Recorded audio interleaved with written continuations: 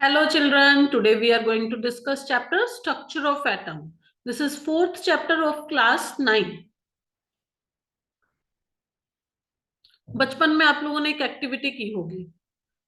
What you did in that activity, आप लोगों ने एक कॉम्ब या फिर आपने स्केल लिया होगा, ठीक है, और उसे बालों से रब करके छोटे छोटे tiny bits of paper attract किए होंगे. सबने किया ना ये एक्टिविटी? तो क्यों अट्रैक्ट करता है ये स्केल या फिर कॉम्ब इन पेपर बिट्स को क्यों अट्रैक्ट करता है? What is reason behind it? Reason is production of charges. ये चार्जेस आए कहाँ से? इस आइडिया को डेवलप किया सर जे जे थॉमसन ने. अभी तक डाल्टन की एटॉमिक थ्योरी के अकॉर्डिंगली हमने ये पढ़ा था कि atom is indivisible, it can be further broken down into more smaller parts. तो जे जे थॉमसन ने एक्सपेरिमेंट किया और उसने प्रूव किया कि एटम को और छोटे पार्ट्स में ब्रेक किया जा सकता है.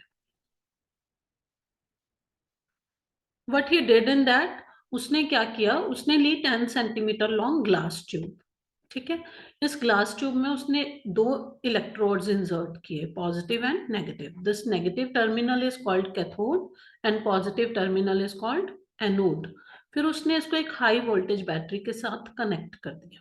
ठीक है, with the help of vacuum pump उसने सारी एयर बाहर निकाल दी. जब एयर को बाहर निकालोगे अंदर वैक्यूम क्रिएट होगा, तो एटमॉस्फेरिक प्रेशर की वजह से ये ट्यूब तो फ्यूज होने लग जाएगी. ठीक है, तो ये दबे ना, उसके लिए उसको यहाँ पे कोई गैस फिल करनी पड़ेगी. तो उसने इसे फिल किया नियॉन गैस के साथ. You can fill it with helium, neon, argon, krypton, xenon, कोई भी नोबल गैस ले सकते हैं. Why only noble gas? क्योंकि अगर कोई और गैस लोगे तो उसकी आयनाइजेशन होगी, it can react with anything else.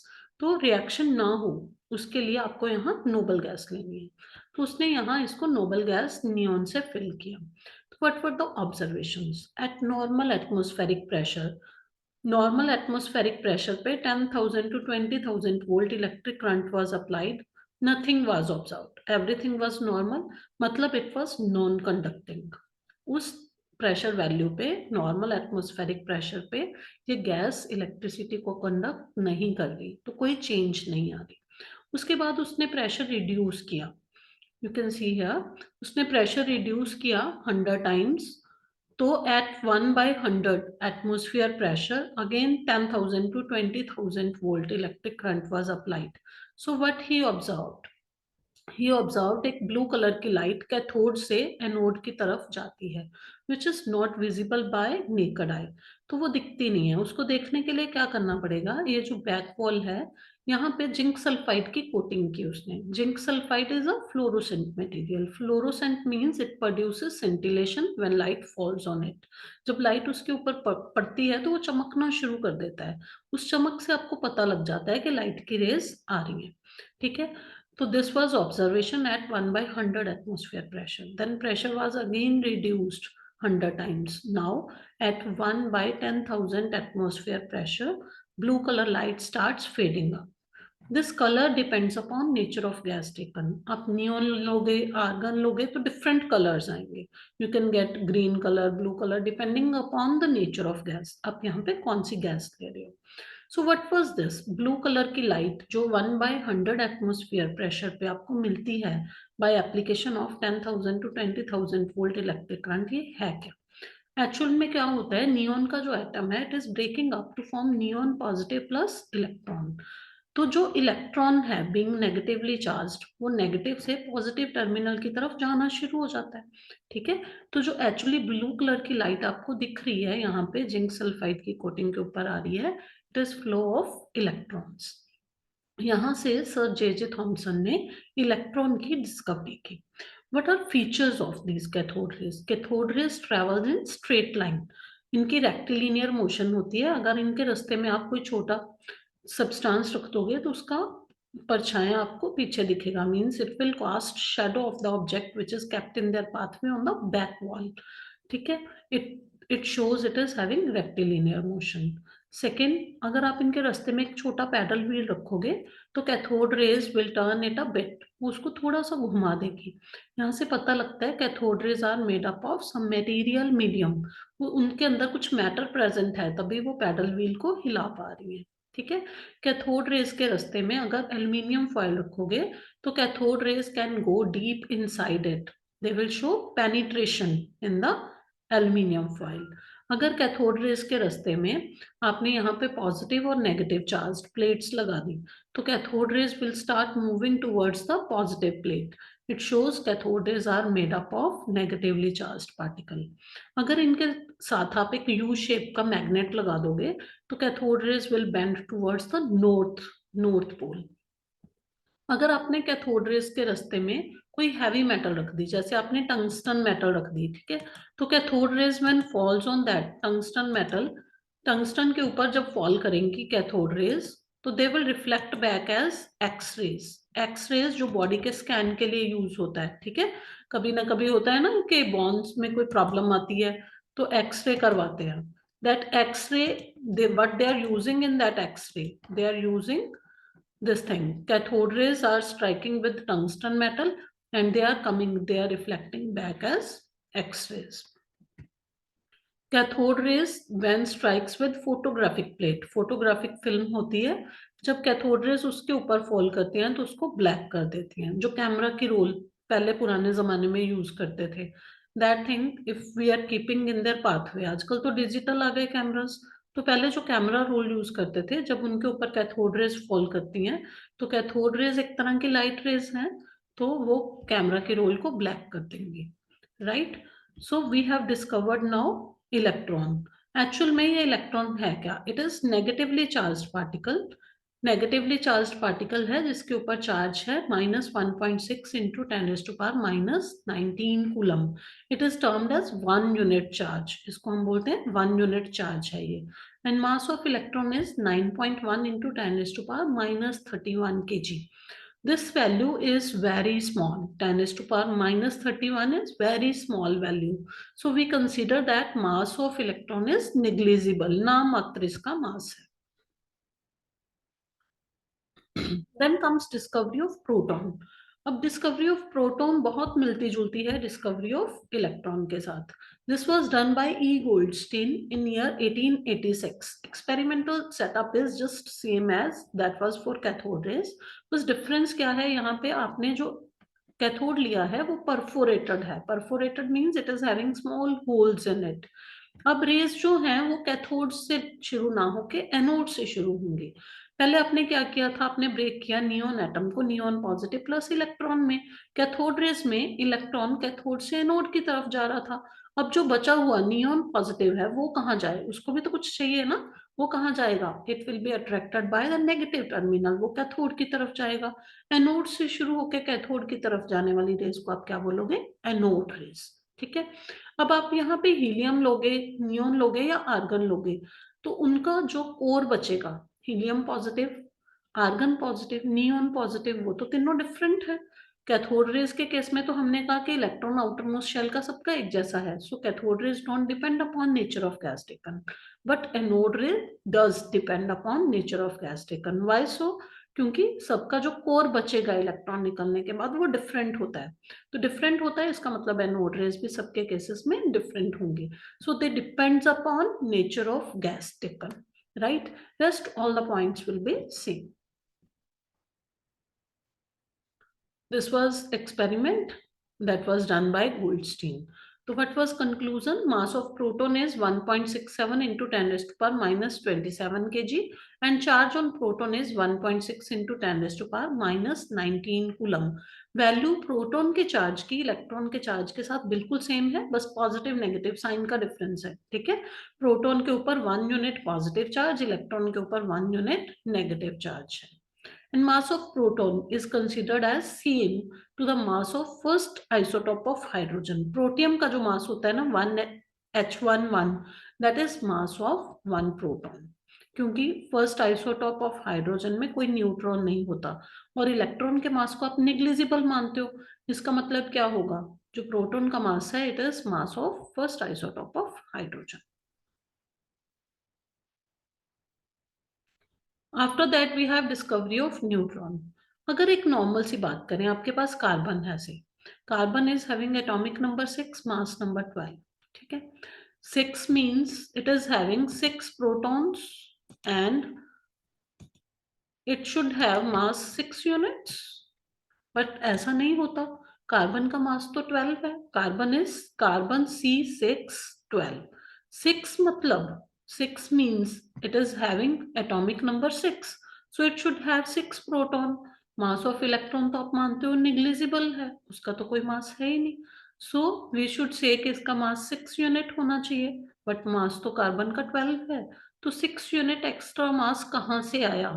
ठीक है, इस क्वेश्चन के साथ जेम्स चैडविक ने इस कॉन्सेप्ट पे काम किया एंड ही फाउंड कि न्यूट्रॉन नाम की एक स्पीशीज और न्यूक्लियस के अंदर प्रेजेंट है which is not having any charge, it is neutral, and number of neutrons आप फाइंड कर सकते हैं difference of mass number and atomic number से।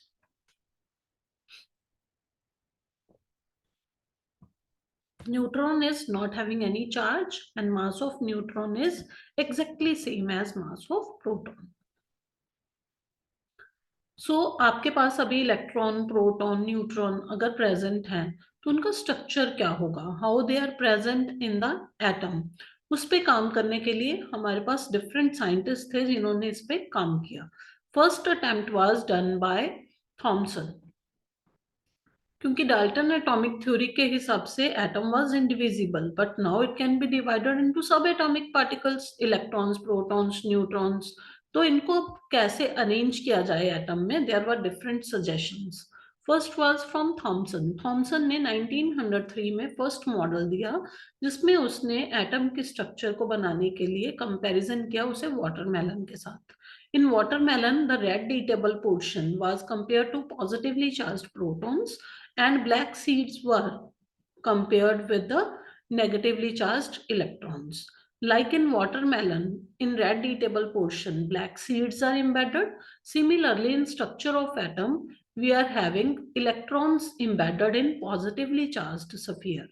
राइट अगर इस तरह से पॉजिटिवली चार्ज्ड और नेगेटिवली चार्ज्ड पार्टिकल्स एक दूसरे के साथ प्रेजेंट हैं which is equal in number, तो ओवरऑल जो एटम है इट शुड बी न्यूट्रल।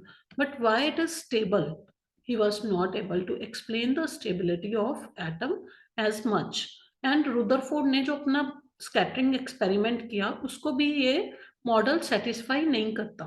ठीक है, वो किस तरह से नहीं करता, we will discuss with Rutherford. Rutherford के एक्सपेरिमेंट में उसने क्या किया, he has taken a lead cavity.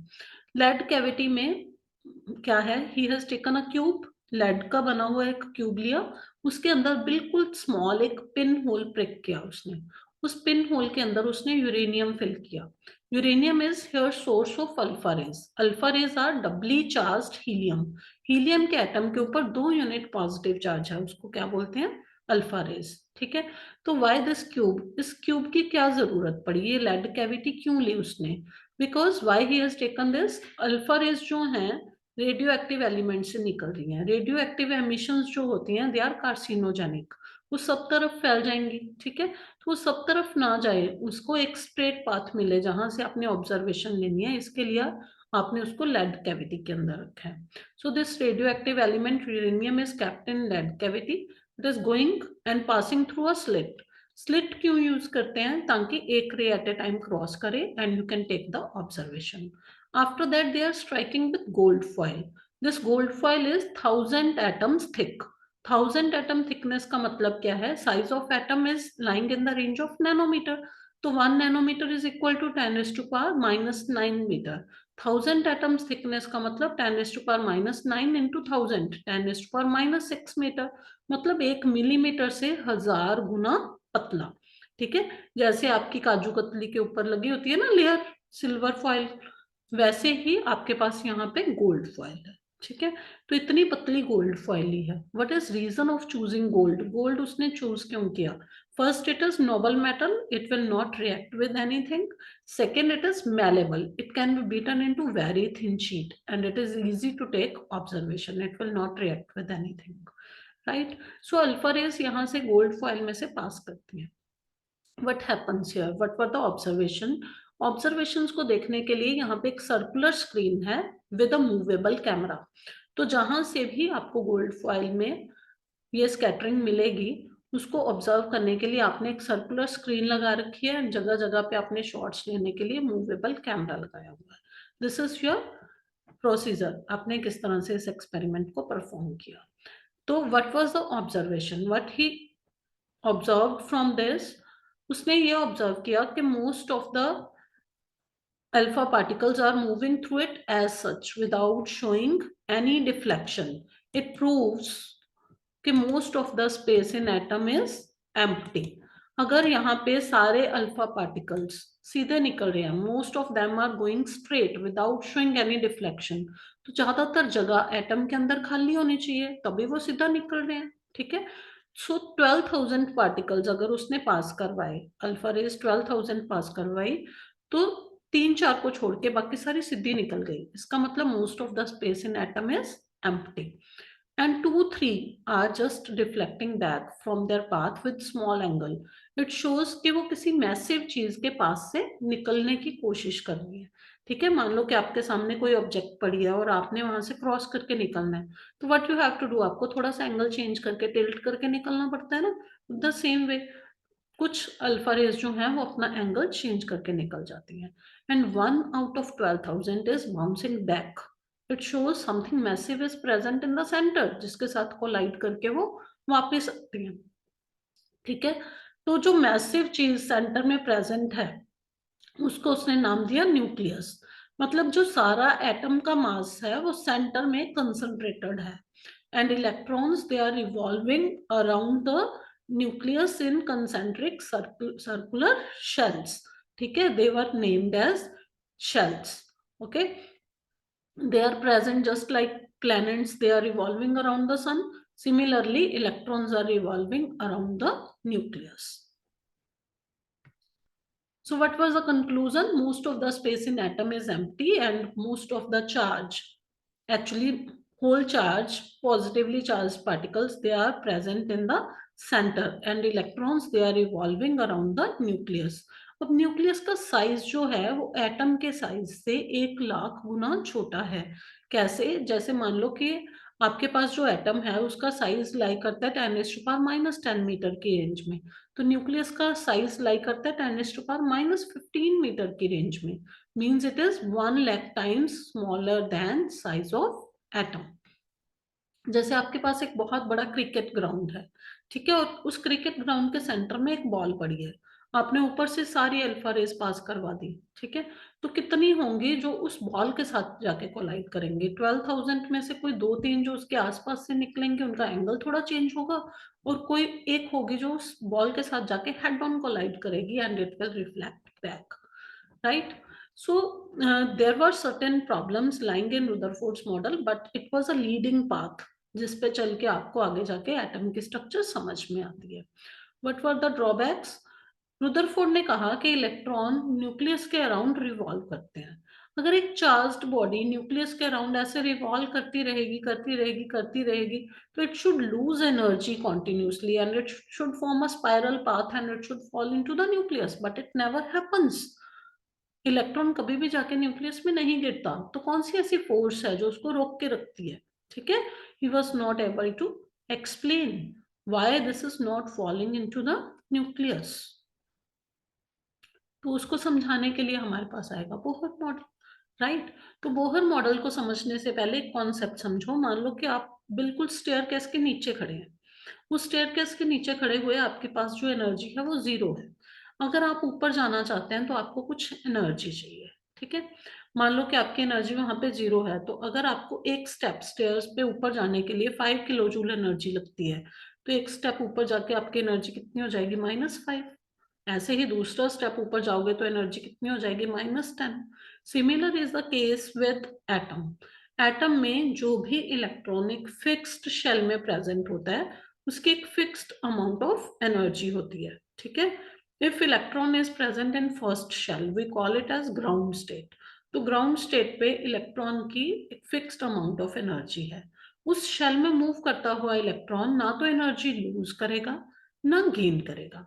Electron energy lose या गेन कब करेगा? जब वो अपना शेल चेंज करेगा, लोअर एनर्जी लेवल से हायर एनर्जी लेवल में जाएगा एनर्जी एब्जॉर्ब करके, ऊपर से नीचे आएगा एनर्जी एमिट करके, which they have absorbed while going up. तो जितनी एनर्जी एब्जॉर्ब करके नीचे से ऊपर गया था उतनी ही एनर्जी एमिट करके ऊपर से नीचे वापस आएगा, और वो एनर्जी एमिट करेगा in the form of coloured radiations, right? Electrons revolve around the nucleus in fixed circular path which are called orbits, और इन ऑर्बिट्स को बोला जाता है stationary orbits. They are having fixed amount of energy which will not change until they will not change their position. जब तक वो अपना shall change नहीं करता तब तक उसकी एनर्जी की वैल्यू चेंज नहीं होगी, because it depends upon distance from the nucleus. ठीक है, न्यूक्लियस से डिस्टेंस जब तक फिक्स रहता है, उसी शेल में घूमता रहता है, तब तक उसकी एनर्जी चेंज नहीं होती. जब उसका डिस्टेंस चेंज होता है, जब वो हायर एनर्जी शेल में जाता है तो एनर्जी एब्जॉर्ब करके जाता है, और ऊपर से नीचे आता है तो एनर्जी एमिट करके आता है. And energy is not absorbed continuously, it is absorbed discontinuously in the form of small packets of energy called as quanta. ठीक है, तो जैसे मैंने आपको एग्जांपल दी कि एक शेल से दूसरे में जाने के लिए अगर 5 किलो जूल एनर्जी चाहिए, तो 5 किलो जूल एनर्जी को आप क्या बोलोगे? एक पैकेट ऑफ एनर्जी है. अगर उसको 5 किलो जूल देते हो तभी वो ऊपर वाले लेवल पे जाता है. 1 2 3 4 देते रहोगे, वो नहीं लेगा, ले ही नहीं सकता, उसके लिए वो एक्सेप्टेबल वैल्यू नहीं है. आप दे रहे हो 1 2 3 4 5, वो एक्सेप्ट करेगा. 6 7 8 9 वो 10 एक्सेप्ट करेगा. ठीक है, तो वो जो वैल्यूज एक्सेप्ट कर सकता है वो वैल्यूज हैं जो उसको अलाउड हैं. अलाउड एनर्जी शेल्स पे ही वो जा सकता है सिर्फ. ठीक है, so every fixed shell is having fixed amount of energy, and these shells are called orbits, and they are KLMN. They are called orbits or they are called shells. Every shell is having fixed amount of energy and fixed number of electrons. Electrons you can find with the formula 2n square. According to that, it should have 2, 8, 18, 32 electrons. But octet rule says outermost shell, if it is having 8 electrons in outermost shell, it would be stable. This you can understand in higher classes with SPDF concept, why there is a contradiction.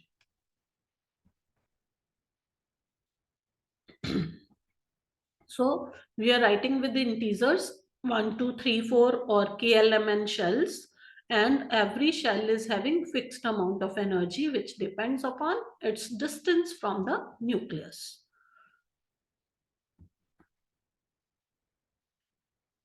Distribution of electron, first shell will have 2 electrons, then 8 8 8 and so on. There are certain limitations of Bohr model also that you will study in higher classes. That Bohr model was not able to explain Hinsburg's uncertainty principle. He was not able to explain Zeeman effect, Stark effect. These are effects and the problems which you will study in higher classes. And we will come to know that after Bohr, we are having quantum model, which is not appropriate to teach in class 9. Then we are having concept of atomic number, mass number. The number which is written in the subscript. Atom का जब नाम लिखते हो C612, तो जो number नीचे लिखा होता है 6, that is called atomic number. Atomic number is further equal to number of electrons or number of protons, and mass number is equal to sum total of protons plus neutrons.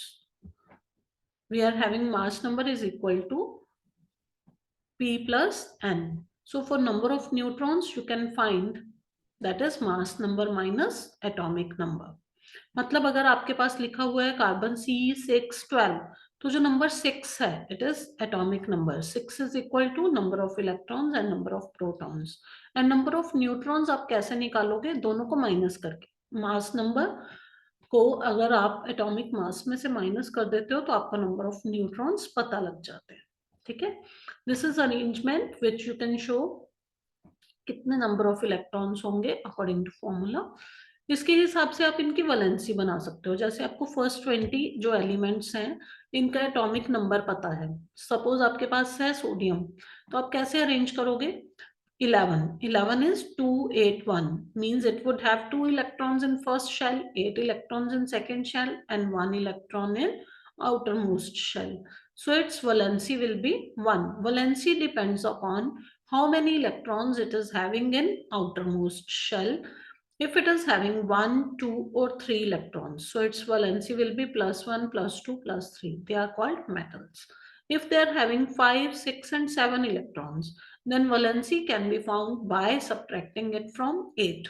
Like 5 minus 8 will be -3, 6 minus 8 will be -2, 7 minus 8 will be -1. So valency means how many electrons it will gain for non-metals.